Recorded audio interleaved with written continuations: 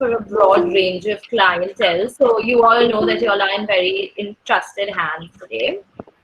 Pradnya brings 9+ years of PQE and has worked in industry and consulting firms.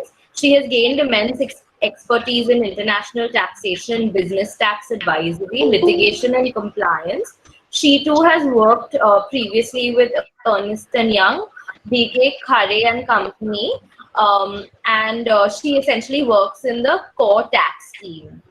So thank you again, Aditya and Pradnya, for joining us today.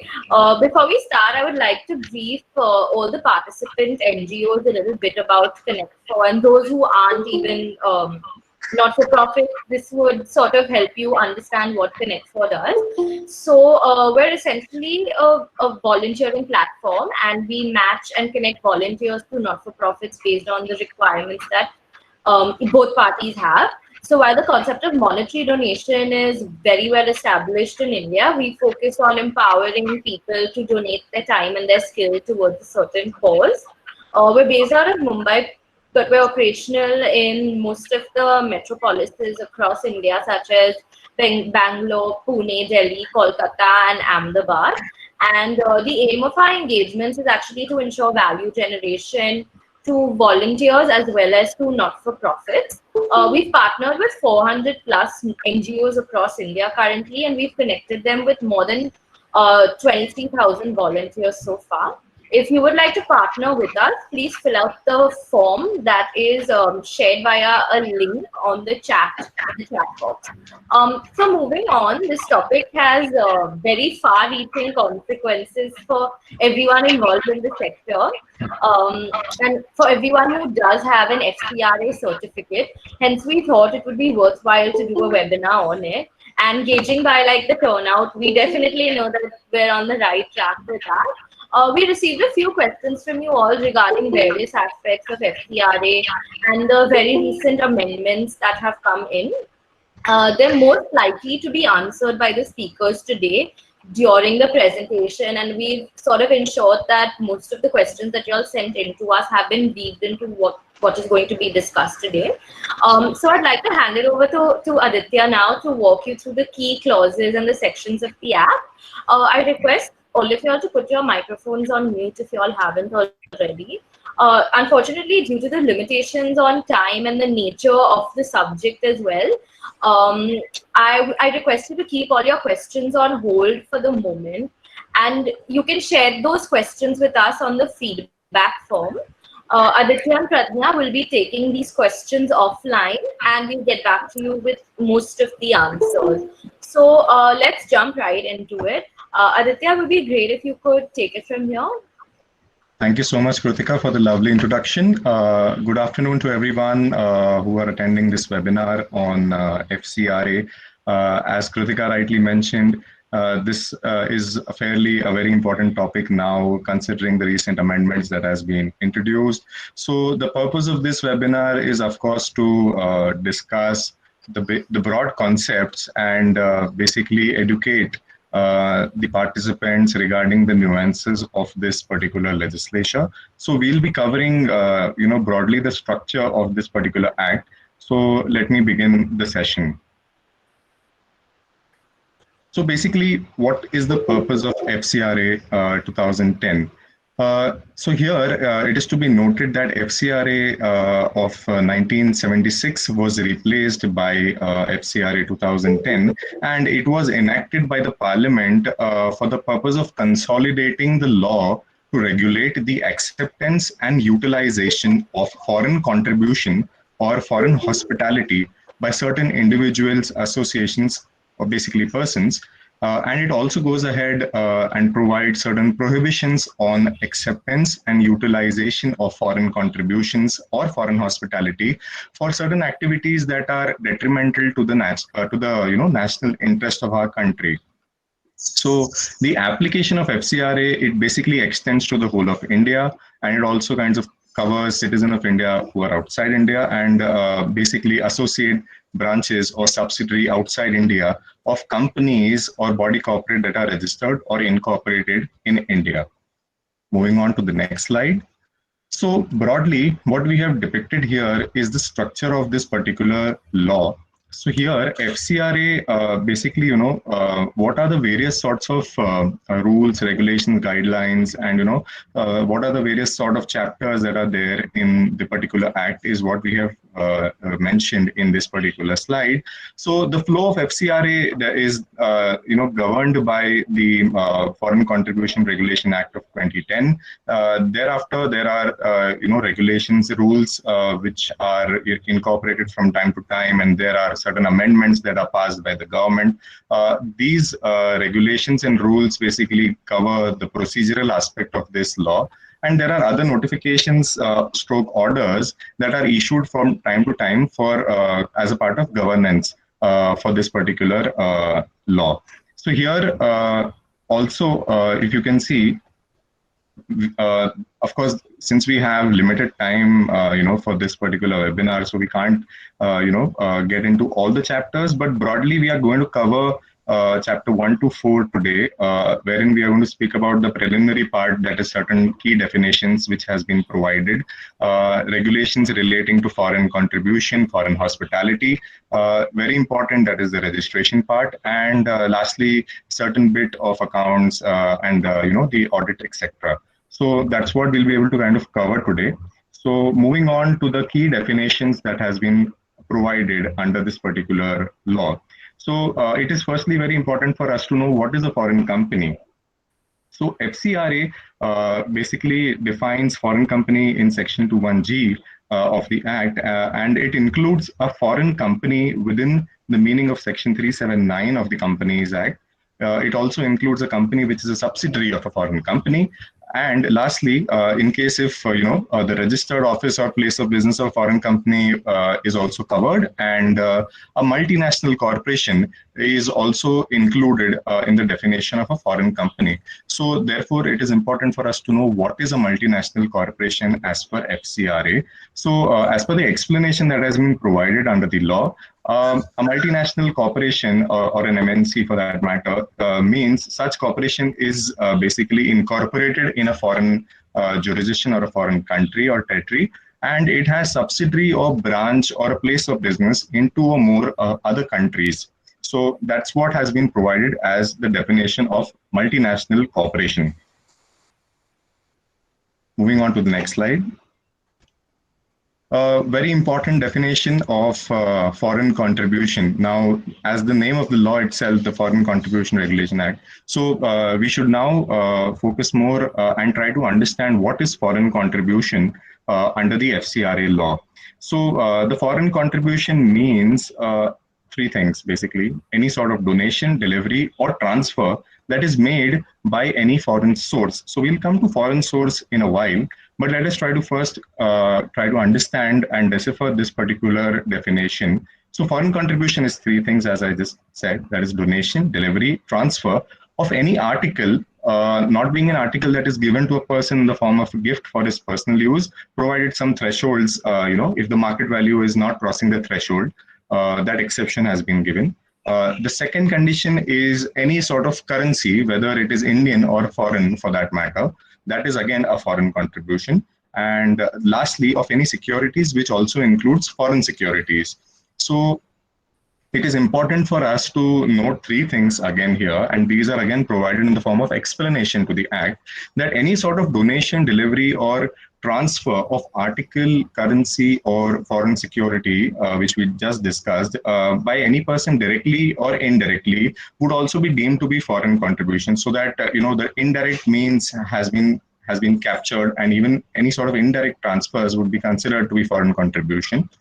The second explanation is, of course, which people would be aware, is that any sort of interest which you receive on foreign contribution that is received in any bank account, in the FC account, that itself it would be also considered as foreign contribution.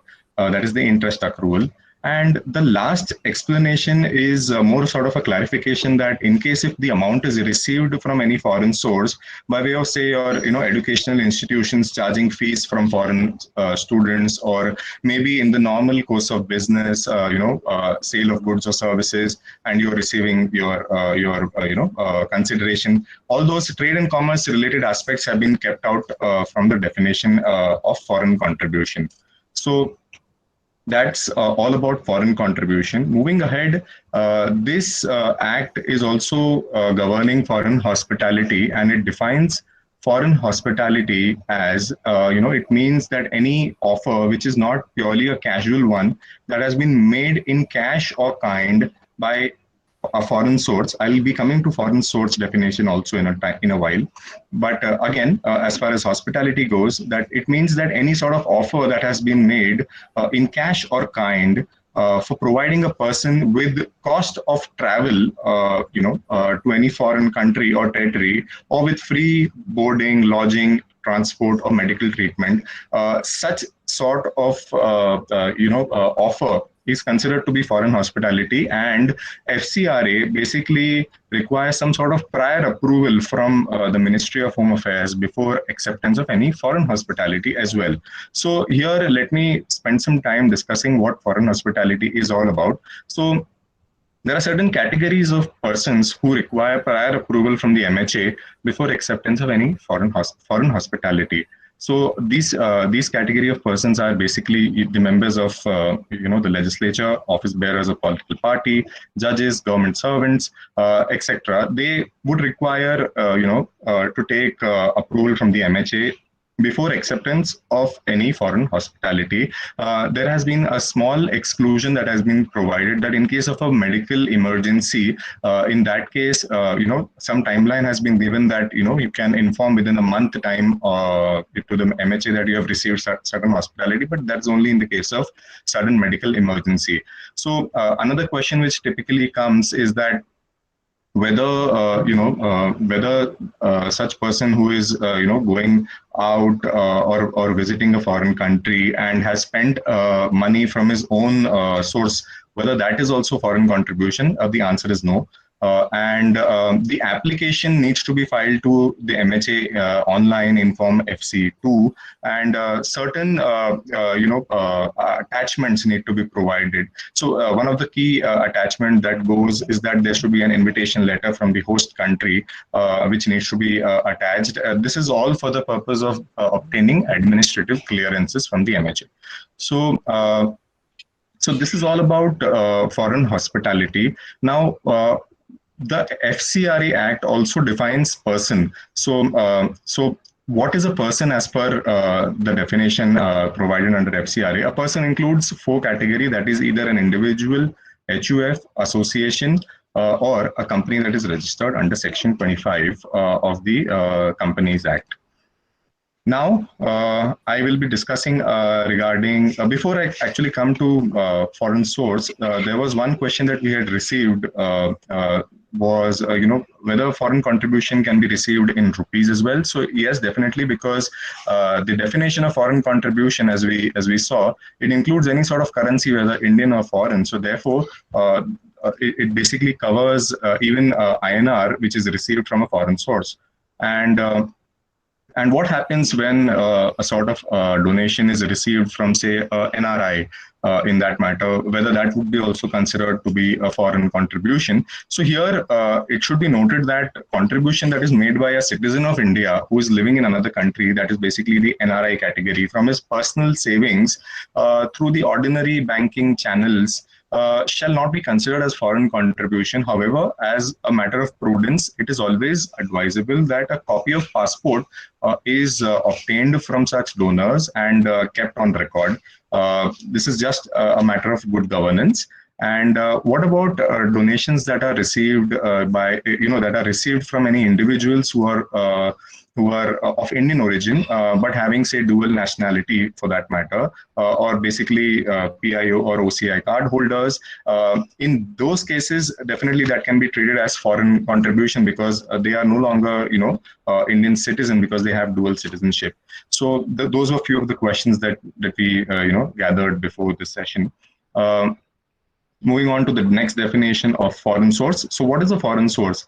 Foreign source is defined under Section 21J, and it includes the following.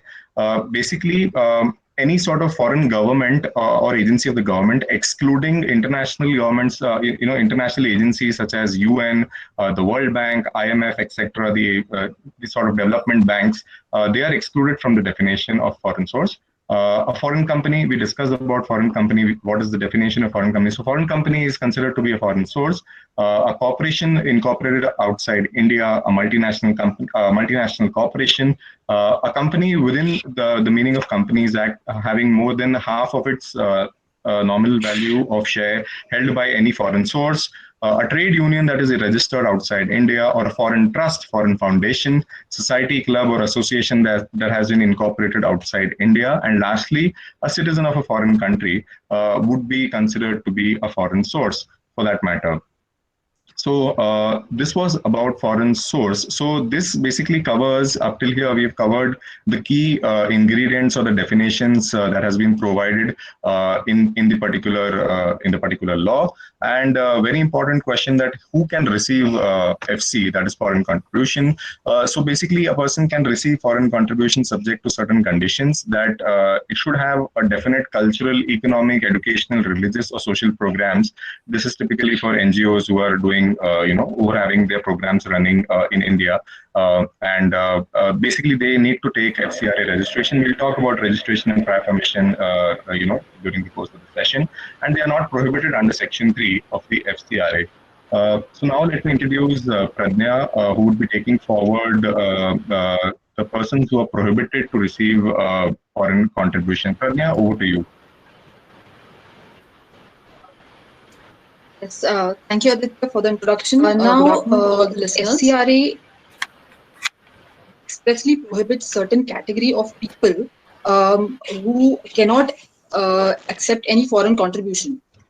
This is given in Section 3, which includes basically the candidate for election, correspondent, columnist, cartoonist, judge, government servant, member of legislature, political party office bearer, organization of political nature, association or company engaged in any mass communication, electronic, non-electronic mode.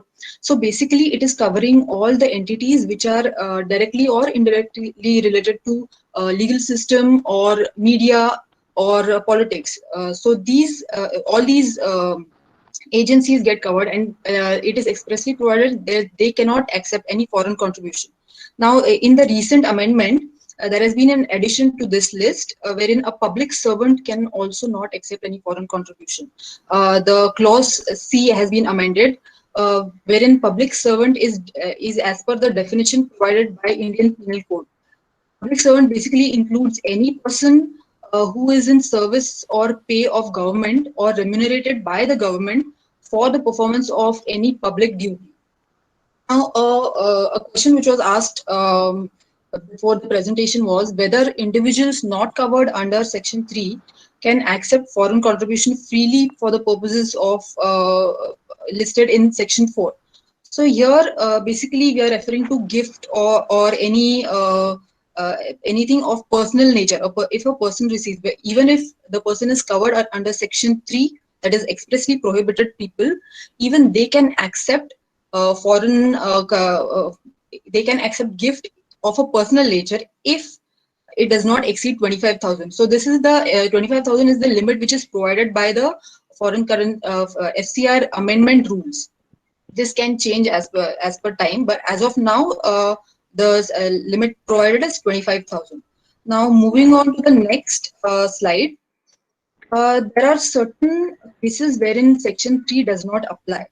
Now, these cases are like in case of salary, wages, remuneration, which is in foreign received from a foreign source in the ordinary course of business, or by way of payment in the case of international trade, commerce, agency of a foreign source from a relative by way of gift, as we have just discussed, or scholarship, stipend. These all do not get covered in the prohibited list. Now, very frequent question is whether if we really receive any foreign remittance from a relative, is it covered? Now, foreign remittance from a relative does not get covered under FCRA. So even those people who are expressly prohibited under Section 3, they can receive a foreign remittance from foreign source, subject to it is there is a limit of 1 lakh. Now, if it crosses 1 lakh, in that case, the receiver has to file Form FC1 in a period of 30 days from the receipt. Apart from that, there is no, the only amendment here is in terms of addition of public servants. Now over to you, Aditya. Sure. Thanks for that, Pradnya. Let us now move ahead to the next chapter regarding registration process under FCRA, which typically gets covered under Section 11. So this diagram here sums it up in a way which is simple to understand. So any person who's having a definite cultural, economic, education, or religious or a social program should not be accepting any sort of foreign contribution, unless a certificate of registry or the central government. In case if there is no registration, then prior permission, then in that case, prior permission must be obtained from the central government. Also, the central government by notification can specify prior permission for certain class of people or basically certain areas where foreign contributions are required to be utilized. Maybe they can also specify the purpose for which you are accepting or utilizing the FC and the source, just to identify the legitimate source of your funds. So basically, in such specific cases, you need to definitely go for a prior permission and specify why are you receiving FC for that matter. Now, what is the effect of violating provisions of FCRA is that the unutilized or unreceived amount of foreign contribution, as the case may be, shall not be utilized or received without the prior approval of central government. So there has been a recent amendment relating to this provision as well, which I would request Pradnya to highlight the amendment that has been introduced here. As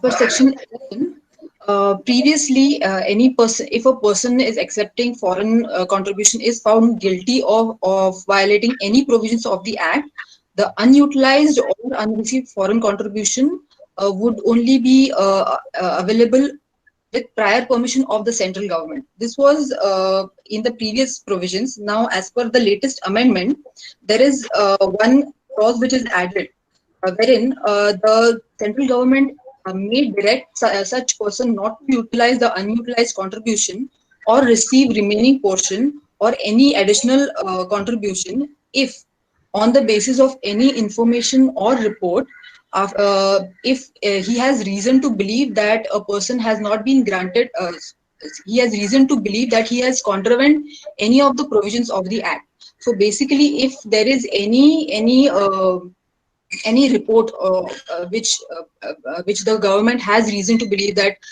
any of the provisions of this Act have been contravened, or there is any non-compliance, in that case, the government will not allow the person to utilize the unutilized amount in the account. Now, here also there is adequate opportunity will be given to the person. That is, it is expressly provided that it will be done after holding a summary inquiry. So the person will get an opportunity to approach the government, but there is this addition wherein the government, if it finds reasonable, if it has reason to believe that there has been contravention, then of course it can lay down the provisions. Now, moving on to the next slide. Sure. Thanks for highlighting the amendment, Pradnya. So now we move ahead and talk about certain eligibility criteria for associations. For associations who are wanting to get registration under FCRA. So basically here what it means is that firstly, one of the key requirement would be the society registration or the trust registration certificate, or your Section 8 of the Companies Act incorporation certificate. That is one of the key requirement that is needed for obtaining registration under the FCRA. And the other requirement, the peculiar requirements that are there is that typically the ministry requires the associations to have existence for at least 3 years, and also they conduct sort of a background check to identify that okay, reasonable activities were done in the past for the benefit of the society at large, and certain thresholds are prescribed which needs to be crossed, in terms of your expenditures in fulfilling those particular objectives which the particular associations have been conducting in the past. So apart from that, in case if there is any capital investment that is going to, any sort of foreign contribution that is required for making capital investments, such as, say, land building or your vehicles, structures, equipments, etc. In those cases, the chief functionary of the associations need to give an undertaking that such assets that are going to get purchased through the FC or through the foreign contributions would be utilized for the genuine activities and not be diverted in any manner. So here it is important to note that these are eligibility criteria for associations who are established and have at least 3 years of existence. But what about this question was there, that what if a particular organization is not not having that background of 3 years and it's pretty much new or fresh in that matter. In that case, a prior permission is one of the window that has been provided, and prior permission is granted for receiving any sort of specific amount from a specific donor for carrying out a very specific activity or project. So since it's a prior permission, you need to specify that what sort of project you are conducting and what is the amount that you will be receiving, etc. And you need to submit certain more documents. So here again, registration certificate kind of becomes important, that you still need to show the registration certificate under the Societies Registration Act in Interest. These are like good to have factors when approaching or applying for FCRA registration. You need to also provide a commitment letter from the donor indicating the amount of foreign contribution and for the purpose which for which you are receiving this particular money. Apart from that, in case if there are common directorship, rather common. You can say the donor organization and the Indian recipient organization have common members in their deeds or in the trust deeds. In that case, there are certain peculiar conditions that the chief functionary of the recipient Indian organization should not be a part of the donor organization, and at least 75% of the office bearers, should not be member stroke employees of the foreign donors, and so. These are some procedural aspects that need to be taken care of, and all the associations should be mindful when it comes to going for a prior approval in such cases. Now, let us move ahead and discuss about certain amendments which were introduced here in the eligibility as well. So, Pradnya, if you can throw some light on these amendments which were recently announced. Yeah, sure. There are minor two amendments with respect to eligibility. One is that every person who makes an application under subsection 1 is required to have FCRA account. That is one. And then there is one major amendment which comes in the form of insertion of section 12A. Now, as per section 12A, the central government may require that a person who seeks prior permission or has made application for grant of certificate or seeks renewal. In all of the three cases, they shall provide, the person making the application shall provide an identification document. So basically the identification document will comprise of the Aadhaar number of all the office bearers or directors or other key functionaries by whatever name called. So nomenclature is not important. The Aadhaar number is required. Now, in case of foreign citizens, the passport copy or the citizenship of that country, a copy of the citizenship card of that country is required. Now, this is basically made just to ensure that there is genuine the employees or the office bearers of the organization are genuine. So this is these are the two minor changes which are there in the eligibility clause. Over to you, Aditya. Thanks. Thanks, Pradnya. Let us now move ahead. Considering the paucity of time, let us quickly discuss and know about the procedures for obtaining registration, some bit about suspension and cancellation as well. So here, let me take you through this table first, which talks about how to apply to the central government. So the application to the central government needs to be, you need to create an online account, a user ID on the website of FCRA, that is fcra.nic.in. Now, for obtaining a registration, Form FC3 has been prescribed, and FC3B is for the prior permission that you need to obtain. And lastly, Form FC3C is for renewal. So basically, any certificate that is granted under FCRA, the registration is valid for 5 years. So every 5 years, you need to renew it. So therefore, Form FC3C has been prescribed for the purpose of renewal, and the renewal needs to be filed within 6 months from the expiry of the original registration. Now, typically, upon receiving the application, the central government will scrutinize and, if they are satisfied with the documents that has been provided, they may register within the admissible time that has been provided under the Act as 90 days. In case if the refusal is there, then the MHA would provide reasons for refusing any sort of registration or prior approval. So. Also, let us move on to the part 2, that is certain documents which are required to be submitted for the purpose of applying for registration. So here, it has to be noted that such documents are to be again, submitted online. There is no hard copy submission required, and the JPG file, of the signature of the chief functionary has to be attached, and certain self-certified documents, which are typically the trust deed, your registration certificates, MOA, AOA, etc., need to be provided when you are applying for a fresh registration.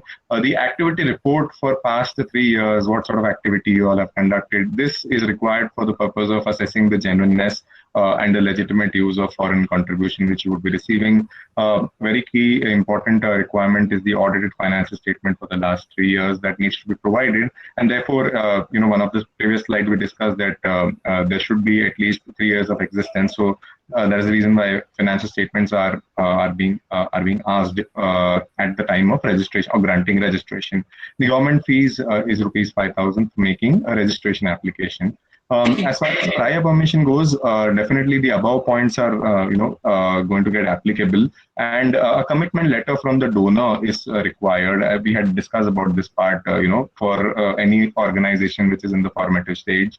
The project report needs to be submitted, that what sort of utilization would be done. So that is another requirement, and the government fees is another rupees 3,000. Now, this was, running through the entire aspect relating to application. Of course, this is, we have broadly tried to cover. There are many more nuances, so definitely it should be carefully reviewed, and thereafter an application should be filed. So here we are touching upon the key aspects of it and not getting into the nitty-gritties, but basically these are the broad key areas which the stakeholders should be aware of.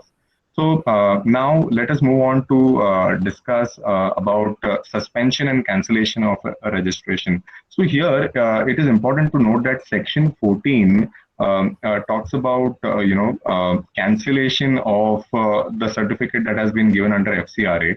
So what Section 14 says is that in case if the certificate holder made a false statement or provided any false information for the purpose of getting registration, or if it is found that the registration holder, the certificate holder has violated any of the terms on which the particular certificate was granted, or if the central government is of the opinion that it is in the public interest to cancel the registration altogether, if the holder of the certificate has violated any of the provisions of this particular act, or if it is found that the holder of certificate is not really engaged in any reasonable activity in the field, and there has been no benefit to the society for at least 2 consecutive years, or maybe it is defunct. All these categories are provided. Certain conditions are provided. What I mean, for cancellation. In these scenarios, the government at its discretion can basically cancel the FCRA registration, and of course, a reasonable opportunity would be provided,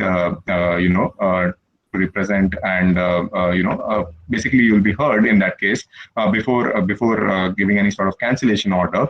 And there is another cooling period, which is important to note, that any person whose certificate has been cancelled shall not be eligible for applying for a fresh registration or a prior permission for at least 3 years from the date of cancellation of such certificate.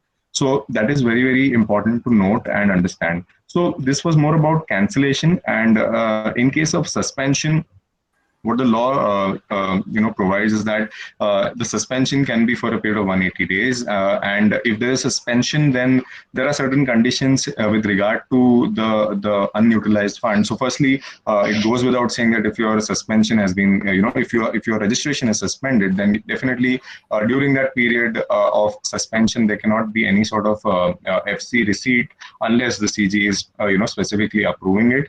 And the second point is that is the B point here on the last table, is that the unutilized FC, up to 25% can be basically, so what it means is that the trust, rather the persons whose registration is suspended, should not be utilizing the unutilized FC in his custody up to 25% without the prior permission of central government. For the remaining 75, it cannot be used during the tenure of suspension. It has to be used only after the suspension period. So here, let me invite Pradnya to discuss. Okay, wait, let me cover this, and then maybe Pradnya can take over and discuss about the amendment that has been introduced. So moving on to this slide, there are certain conditions which is imperative for everyone to know, that conditions for granting registration under FCRA. This is section 12(4) of the Act. So what it says is that any person who's making an application for either registration or prior permission, firstly should not be fictitious or benami, and should not be prosecuted or convicted of any activities which are aimed at conversion of religious faith, etc.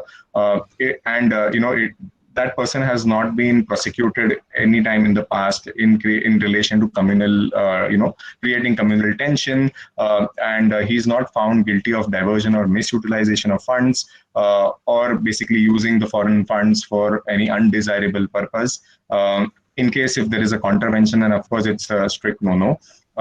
Prohibition from accepting it. We talked earlier, while starting, that there are certain people who are prohibited itself. So, whether you fall in that category or not, any individual who's convicted under any law for any, offense that he has done, and the prosecution is kind of pending. So here, it is important to note that these are conditions. So basically, these conditions need to be satisfied by every person who is making an application altogether.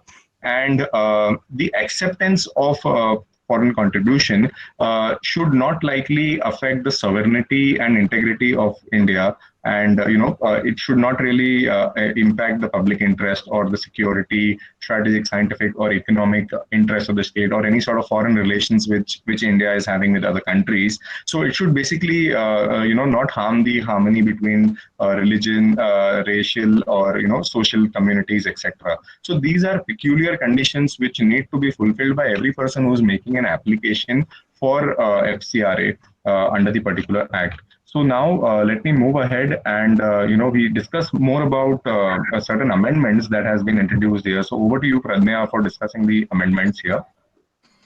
Sure. Thank you, Aditya, for the detailed registration process explanation. Now we have already discussed in what conditions suspension and cancellation is there. A very frequently asked question is, what is the difference between suspension and cancellation? Now, in case of cancellation, there are many similarities. Of course, the reason as to why the both scenarios are there. But in case of suspension, it is for a period of 180 days, whereas in case of cancellation, the cancellation is for a period of 3 years. Also, there is an amendment, the recent amendment, this period of 180 days can be further extended by a period of 180 days. So the maximum period can be 360 days if there is an extension. This is basically the amendment with respect to the suspension of registration.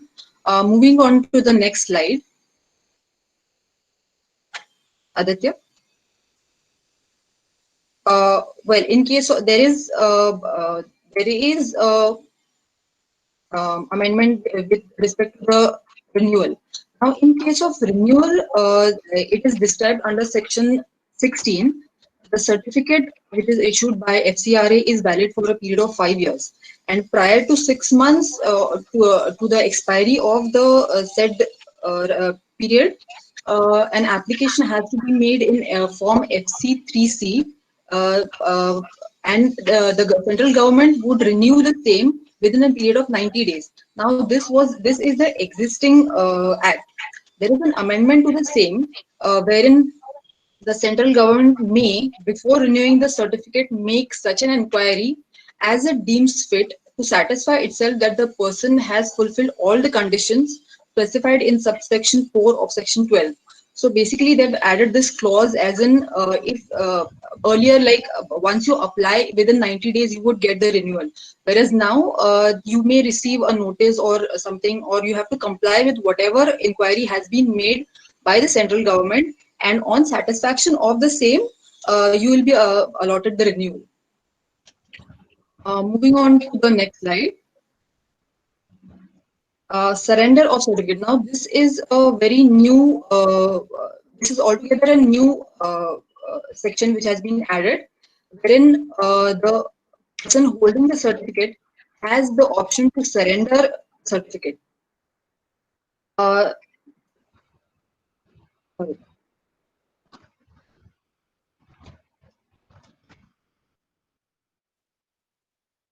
So the bill adds that the government may do so. I mean, the person. This actually the person holding the certificate has to apply, and on application, the government, if the person has not contravened any provisions, will give the will approve the surrender. So here again, there is a possibility that the government may, the central government may ask for any documents or and ensure that there has not been any contravention of the provisions, and the management of the foreign contribution has been vested in the authority as prescribed by the government. Moving on to the next slide.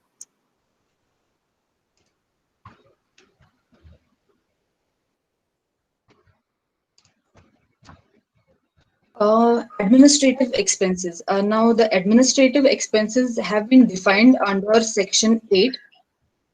So what exactly Rule 5 of the Foreign Contribution Rule defines administrative expenses, which constitute salaries, wages of the members of executive committee, expenses of hiring personnel, expenses related to consumables, electricity, cost of accounting, administering, expenses towards running maintenance cost of vehicles, legal, professional fees, technical fees. So basically all the indirect costs related to the NGOs, these will be termed as administrative expenses. Now a question asked is whether salary wages can be considered as administrative or it can be direct expenses. Now, in case of salaries of employees like doctors or nurses, wherein they are directly related to the object of the NGOs, these won't be considered as administrative expenses. Whereas the salary of the accountant or of the office keeper, that can be termed as administrative expenses. Now, this administrative earlier there was this 50% of the contribution could be utilized toward administrative expenses. Now this has been reduced to 20%. It is a major change in terms of Section 8. Moving on to the next slide. The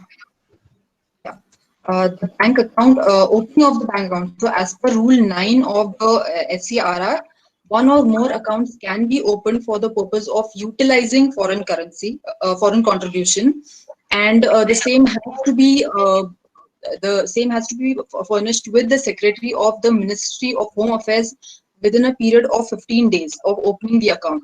Now, for change of bank account, there is a form FC6C, which has to be filed within a period of 15 days. Now, a very frequently asked question here is whether you can have multiple accounts. There can be multiple accounts, but you can receive the foreign contribution only in one account, and you can maintain multiple accounts in terms of utilization. Here, the amendment is there, wherein every person who has been granted the certificate or prior permission has to open, for the purpose of accepting foreign remittance, has to open an account with State Bank of India, New Delhi branch. The branch will be specified by the central government, and this account has to be utilized only and only for accepting foreign contribution. Now, the person, for the purpose of utilization of this contribution, can open multiple accounts. Like if the NGO is situated in any other city, you can have another account with a scheduled bank, of course, but that will be only for the purpose of utilization. It has to be noted that this account, which has to be maintained as FCRA account with the State Bank of India, New Delhi branch, this will be only for the purpose of accepting foreign contribution. No other deposits should be made in this account. This is a major change, and of course, there is one reporting requirement on part of the branch, wherein the branch has to submit a report in the prescribed format to the central government for the prescribed amount, for the giving the details of the source and the manner in which foreign contribution is received and other particulars. So this is basically a reporting requirement of the branch. Moving on to the next amendment. Okay, so transfer of foreign contribution, sorry. So previously, the Act provided that a person cannot make transfer to any other person unless the receiver has a certificate or prior permission. So in case of any person if I am receiving the foreign contribution, I can transfer it to a person only who's holding the certification under FCRA or a prior permission. Now this has been changed, wherein the amendment states that the foreign contribution received by a person cannot be transferred to anyone. So whether or not you have a certificate, the contribution received cannot be transferred to any person. Moving on to the next amendment. Yeah, this is the one, transfer.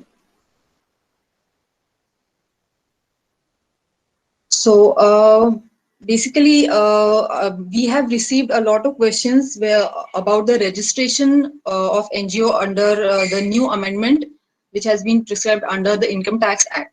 So in the erstwhile provision 12AA, the procedure for registration of NGOs was described. Now it has been prescribed under section 12AB, which is a new section. Now, as per the new section, an application has to be made online. Previously, it was Form 10, and no new form has been notified as yet. So we can assume that Form 10 has to be filed with the Income Tax Department online. And on the receipt of that application, the tax official will ask for compliance. That is, he may issue any notice or for making any inquiries just to satisfy that the activities carried out by the NGO are genuine and there is no contravention of provisions of the Income Tax Act. Once this process is done, if he is satisfied that the activities are related to the object of the NGOs and these are of a genuine nature, in that case, if he is satisfied, he will issue the certificate. That is, for renewal, it will be for a period of 5 years. And if it is a provisional certificate, it will be valid for a period of 3 years. If not, If he's not satisfied, again, opportunity of being heard will be given to the NGO. But if he's not satisfied, a written order will be passed by the tax official stating that the registration has been cancelled. Moving on further. Yeah, I think that's it from our side. Those were the amendments. Over to you, Aditya. Yeah, so considering Kritika, the time, we've ensured that we are covering almost all the key part which NGOs and associations should be aware. And we also touched upon income tax because this was one question that was received, earlier that, well, one interlinkage here is that when you apply for your income tax, the form, as Pradnya was mentioning, in the erstwhile form, there is one specific line item which talks about your FCRA registrations as well. So, that is just an additional part. Apart from that, the income tax is completely different and a separate legislature altogether, and FCRA, has its own legal provisions and requirements. But we just thought of, addressing that question as well. So. With this, we end the particular session from our side, and over to you, Kritika and Aarti. So thank you, everyone. Okay, thank you so much, Aditya and Pradnya, for breaking down the act in a very comprehensive and concise manner for everyone present here. I know that you all both have extremely busy schedules with several webinars to speak at, so we're extremely thankful for you all, to you all for being here today. I'm certain that most of our participants have a lot to take away and will utilize this information to the best of their abilities. I'd like to thank everyone who joined today's session.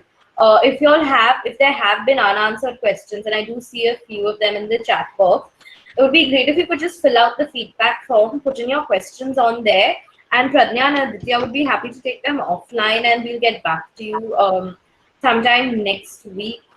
Just give us a little time to get back to you, and share your feedback on the form as well with us. We hope to see you all at our next webinar session soon. Thank you. Thank you, Thank everyone. you all the listeners.